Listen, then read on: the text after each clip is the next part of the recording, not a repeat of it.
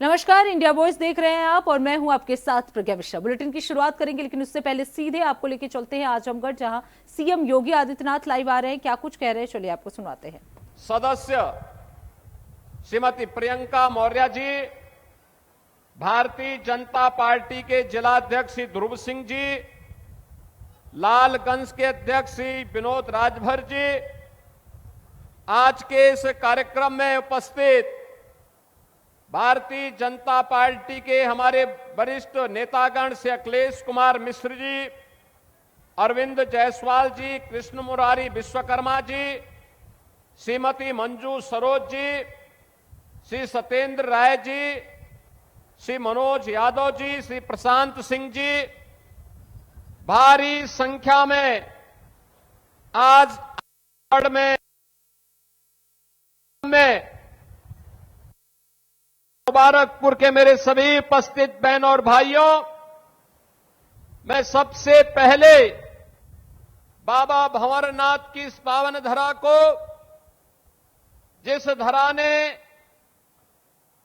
संतों, ऋषियों, मुनियों की साधना से पवित्र होकर के हर कालखंड में देश को एक नई दिशा दी है, इस पावन धरा को कोटि कोटि नमन करते हुए राष्ट्र गौरव के प्रतीक महान वीर सेनानी महाराज सुहेल देव के नाम पर स्थापित इस विश्वविद्यालय में उस राष्ट्र नायक की स्मृतियों को भी नमन करते हुए आप सबका मैं अभिनंदन करता हूं, स्वागत करता हूं। बहनों और भाइयों, आज मुझे एक बार फिर से आजमगढ़ आने का अवसर प्राप्त हो रहा है।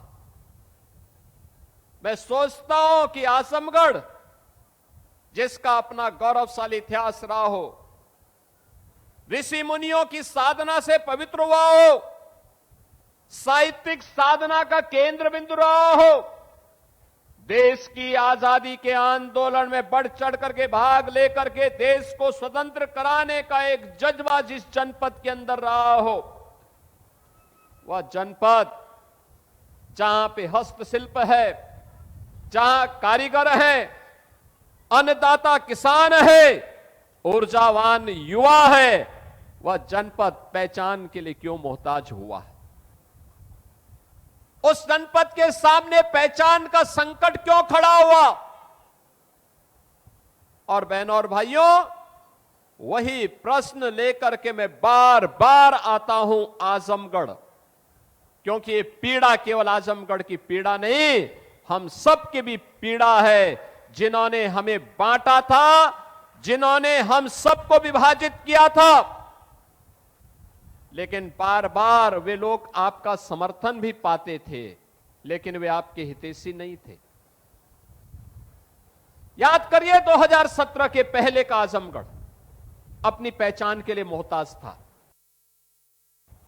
तब यहां न विश्वविद्यालय था, न पूर्वांचल एक्सप्रेस वे था, न एयरपोर्ट ठीक ढंग से काम कर पा रहा था, न हरिहरपुर में संगीत महाविद्यालय था।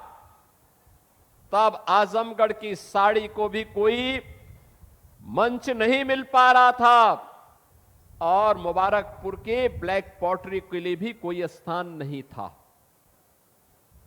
मैं मंच पर आने के पहले एक एग्जीबिशन का निरीक्षण कर रहा था मंत्रियों के साथ में। ब्लैक पॉटरी से जुड़ा हुआ कारीगर और मुझे मिला, और बड़े खुश होकर के उसने कहा कि जब से उत्तर प्रदेश में डबल इंजन की भाजपा और एनडीए की सरकार आई है, हमारा कारोबार कई गुना बढ़ा है, हम भी पैसा कमा रहे हैं, हमारे परिवार के लोग भी और हमसे जुड़े हुए लोग भी सम्मान का जीवन यापन कर रहे हैं। साड़ी वाला मुझे मिला, उसने भी मुझे यही बात कही। अन्नदाता किसान मिले तो वे भी मुझे यही बात कहे, और जो भी मुझे यहां से जुड़े हुए लोग मिले, उन्होंने अपनी एक नई कहानी यहां पर हमें सुनाई। बहनों और भाइयों, आज मैं आप सबसे यही कहने के लिए आया हूं, आज हमारा देश भारत एक नए भारत के रूप में दुनिया के अंदर अपना लोहा मना रहा है। 2014 के पहले का भारत कैसा भारत था, आप में से हर व्यक्ति जानता है। वह भारत जो अपनी पहचान के लिए तब मोहताज था। भ्रष्टाचार के नाम पर भारत की पहचान होती थी तो दुनिया के अंदर सम्मान नहीं था।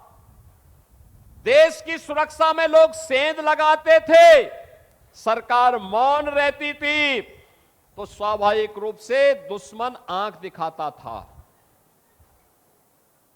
नक्सलवाद था, गरीब की कोई सुनवाई नहीं थी, उसके लिए कोई योजना नहीं थी। लेकिन आज मैं कह सकता हूं, नए भारत में प्रधानमंत्री मोदी जी के नेतृत्व में आज एक नए भारत का दर्शन हमारी पीढ़ी देख रही है। हम सब गौरवशाली हैं, एक नए भारत का दर्शन हम कर रहे हैं जो काम कभी नहीं हो पाया। याद करिए, एक समय महाराज सुहेलदेव जैसा भारत का एक अमर सेनानी था, राष्ट्र नायक था। उन्होंने विदेशी आक्रांताओं को नाके चने चबाने के लिए मजबूर कर दिया था और उन्हें नेस्तनाबूद करने का काम किया। परिणाम था, विदेशी आक्रांता भारत की धरती पर नहीं आ पाता था, डर के मारे नहीं आता था। लेकिन जब हम आपस में बंटने लग गए, जाति के नाम पर, क्षेत्र के नाम पर, भाषा के नाम पर, परिवारवाद के नाम पर, परिणाम हम सबके सामने आया और परिणाम इस रूप में आया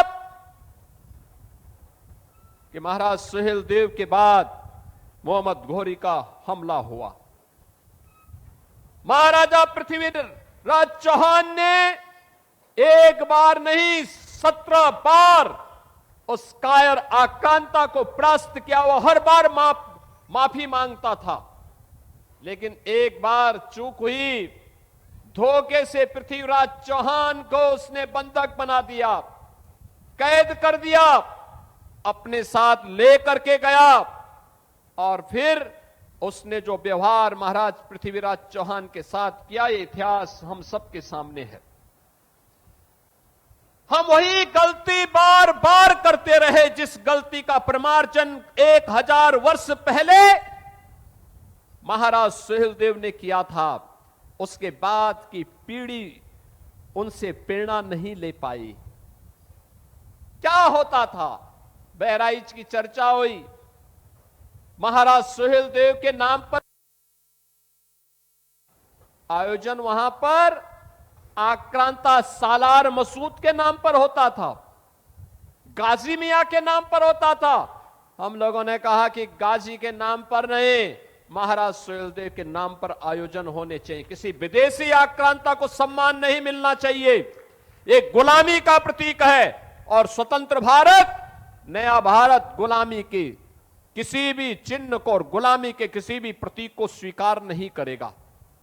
आज परिणाम है, आप बहराइच में जाएंगे, अब वहां पर महाराज सुहेलदेव का भव्य स्मारक बन गया है। अब लगता है कि बहराइच अब अपनी पहचान के साथ, गौरव के साथ आगे बढ़ रहा है। और इसीलिए जब हमारी सरकार को आजमगढ़ में विश्वविद्यालय बनाने की बात आई, यहां के लोग मेरे पास आए थे, मैंने कहा विश्वविद्यालय बनेगा। अब विश्वविद्यालय किस नाम से बनेगा, यह भी बात आई। मैं धन्यवाद दूंगा यहां के जनप्रतिनिधियों को और प्रधानमंत्री मोदी जी को। मोदी जी ने कहा, देखो 1000 साल पहले महाराज सुहेलदेव ने अपने शौर्य पराक्रम से एक विदेशी आक्रांता को पूरी तरह नेस्तनाबूद किया था। आजमगढ़ में अगर महाराज सुहेलदेव के नाम पर विश्वविद्यालय होगा तो अत्युत्तम होगा। और मुझे अच्छा लगा आज यहां पे महाराज सुहेलदेव जी के नाम पे इतना भव्य विश्वविद्यालय है तो उनके स्वारोही प्रतिमा भी लगेगी, भव्य प्रतिमा का स्थापना होगी यहां पे। बहनों और भाइयों, आप कहीं भी जाएंगे, महाराज सुहेलदेव के नाम पर आपकी पहचान बनेगी, गौरव की अनुभूति होगी। आजमगढ़ में आज आपका एयरपोर्ट है, पूर्वांचल एक्सप्रेसवे है, वाराणसी, गोरखपुर, प्रयागराज, लखनऊ, कहीं भी जाना हो आपके लिए 4 लेन की कनेक्टिविटी है। याद रखना, जितनी तेज गति उतनी तेज प्रगति। प्रगति का आधार गति होती है। गति अगर स्पीड ही नहीं है तो विकास भी नहीं हो पाएगा। और यही स्थिति आज आप सबके लिए भी है। आजमगढ़ की प्रगति के लिए आज ब्लैक पॉटरी को एक प्लेटफॉर्म मिला है 1 डिस्ट्रिक्ट 1 प्रोडक्ट के माध्यम से। वाराणसी की साड़ी को एक मंच मिला है। आज वैश्विक स्तर पर उसको पहचान मिल रही है। हरिहरपुर का संगीत घराना हिंदुस्तानी संगीत की, शास्त्रीय संगीत की परंपरा को फिर से एक मंच प्रदान कर रहा है। और निरहुआ जैसे कलाकार भी भोजपुरी की मिठास को पूरी दुनिया के अंदर पहुंचाने का काम कर रहे हैं। बहनों और भाइयों, मैं आज आप सबके सामने यही कहने के लिए आया हूं। ये वही दरा है जहां वीर कुंवर सिंह ने 1857 में अंग्रेजों के छक्के छुड़ाने के काम किए थे। ये रागे रागों की धरती है। अयोध्या सिंह उपाध्याय हरियोध जी की धरती है। महान साहित्यकार की पावन धरा है। ये पावन धरा अपनी पहचान के लिए क्यों मोहताज हुई? क्यों हर आतंकी घटना में संजरपुर का नाम आता था? क्यों हर गलत कार्य के लिए आजमगढ़ को बदनाम किया जाता था? क्योंकि तब सरकार उस सोच की थी। सरकार नकारात्मक सोच रखती थी। अपने स्वार्थ के लिए यहां के युवाओं का दुरुपयोग करती थी। गरीब के लिए न शौचालय था, न मकान था, न स्वास्थ्य की सुविधा थी, न गरीब के लिए राशन की व्यवस्था थी। युवा के लिए नौकरी के बारे में राजभर जी ने आपको बताया कैसे युवाओं की नौकरियों पे सेंध लगती थी और कैसे उनकी सौदेबाजी होती थी। बेटी के लिए कोई स्कीम नहीं थी। बेटी के लिए कोई स्कीम नहीं हुआ करती थी। बेटी के लिए न कोई स्कीम है, न उसके सुरक्षा की व्यवस्था, न उसकी पढ़ाई की व्यवस्था, न उसको आगे बढ़ने की व्यवस्था। और गरीब कन्याओं की शादी के लिए भी सरकार की स्कीम कुछ भी नहीं थी। निराश्रित महिलाओं के लिए कोई व्यवस्था नहीं। 300 रुपया पेंशन, बुजुर्ग लोगों के लिए 300 रुपया पेंशन, दिव्यांगजनों के लिए 300 रुपया महीना पेंशन मिलती थी। वह अभी 6 महीने में एक बार आ गई और उसमें भी आधा कमीशन खोरी में चला जाता था। आज मुझे बताते हुए प्रसन्नता है, बेटी के जन्म लेने से लेकर के स्नातक तक की पढ़ाई के लिए हमने व्यवस्था दी है। हमने उनके लिए व्यवस्था दी है। बेटी बेटी होती है, बेटी का सम्मान होना चाहिए। मैं पिछले दिनों देख रहा था, समाजवादी पार्टी के अध्यक्ष अखिलेश यादव की पुत्री के खिलाफ कुछ लोगों ने गलत टिप्पणियां की थी। जैसे मेरे संज्ञान में आया, मैंने तत्काल पुलिस से कहा, मैंने कहा इसमें एफआईआर दर्ज कराओ। बेटी के खिलाफ कोई भी अपमानजनक टिप्पणी स्वीकार्य नहीं होनी चाहिए। बेटी बेटी होती है और हम तो संस्कार में पले बसे हैं जहां कहा जाता कि गांव की बेटी सबकी बेटी, गांव की बहन सबकी बहन। हमने तो कोई भेदभाव नहीं किया। लेकिन अखिलेश जी, दूसरों को उपदेश देते हो, अपने चेले चपाटों को भी थोड़ा उपदेश दे दो कि अपनी भाषा को संयम कर ले। दूसरों के प्रति टिप्पणी करने के पहले स्वयं भी सोचा करो कि उनके लोग किस प्रकार की भाषा का प्रयोग बहन और बेटियों के प्रति, बुजुर्गों के प्रति, दिवंगत लोगों के प्रति और वरिष्ठ नेताओं के प्रति करते हैं। इसके बारे में उनको भी अपने लोगों को संस्कारित करने की आवश्यकता है। अच्छा होगा उनको समझाओ, और नहीं समझ सकते तो हमारे हवाले कर दो, हम उनको अच्छी तरह समझा देंगे।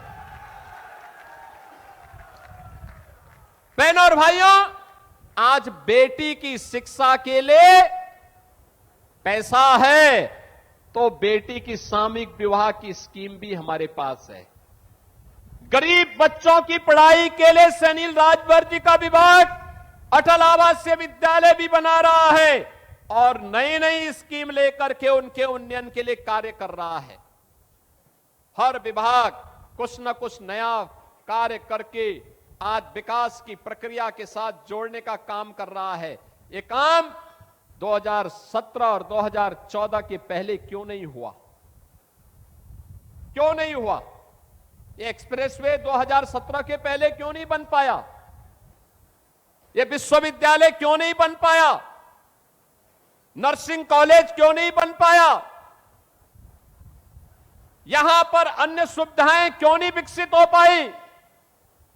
कारण था करने की इच्छा शक्ति नहीं थी। नौजवानों को नौकरी क्यों नहीं मिल पाई? ये कनेक्टिविटी इतनी अच्छी क्यों नहीं हो पाई थी?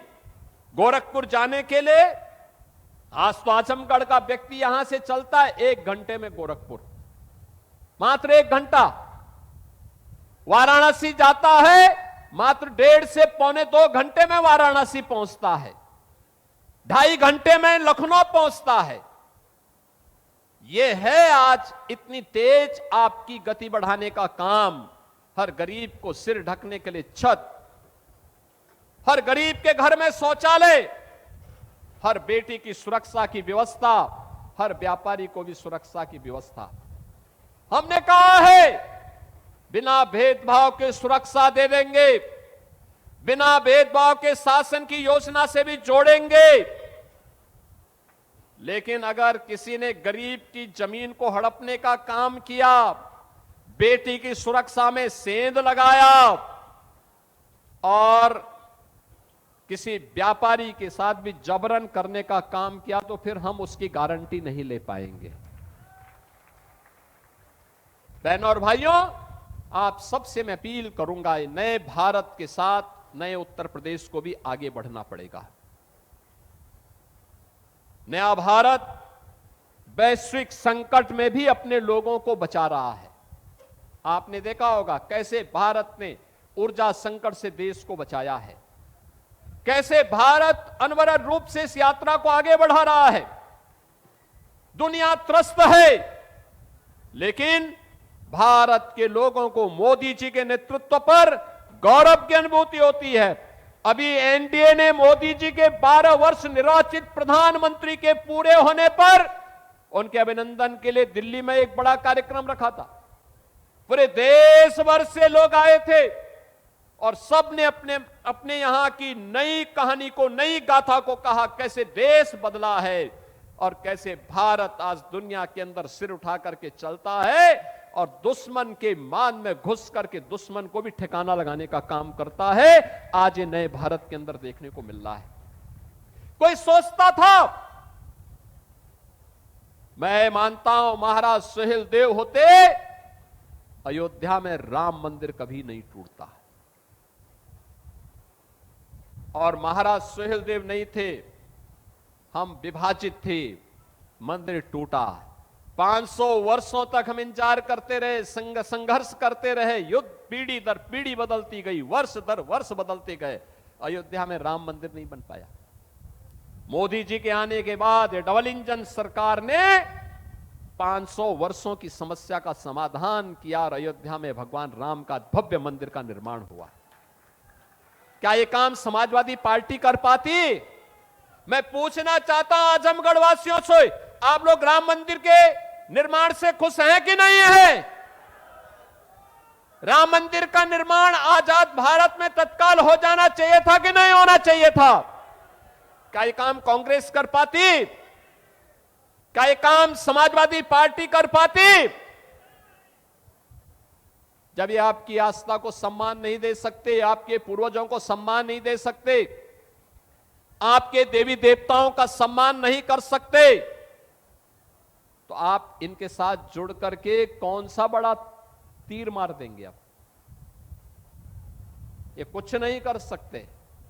ये गरीबों का कल्याण नहीं कर सकते, ये विकास नहीं करा सकते, आपकी आस्था का सम्मान नहीं कर सकते, युवाओं को नौकरी नहीं दे सकते।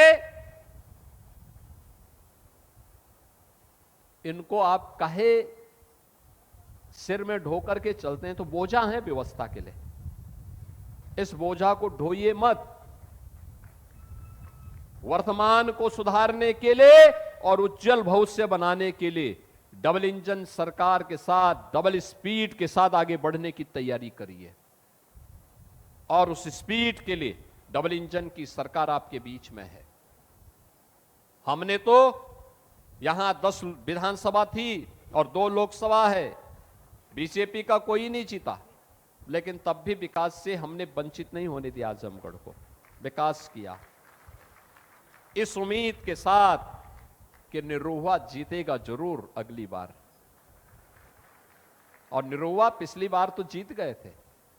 और मैं उनसे बार बार कहता हूं कि वे कुछ फिल्मों की शूटिंग यहां भी कर लिया करो, यहां भी कुछ फिल्मों की शूटिंग करो, कुछ यहां के नौजवानों को भी जोड़ो, उनको भी नया कलाकार बनाओ।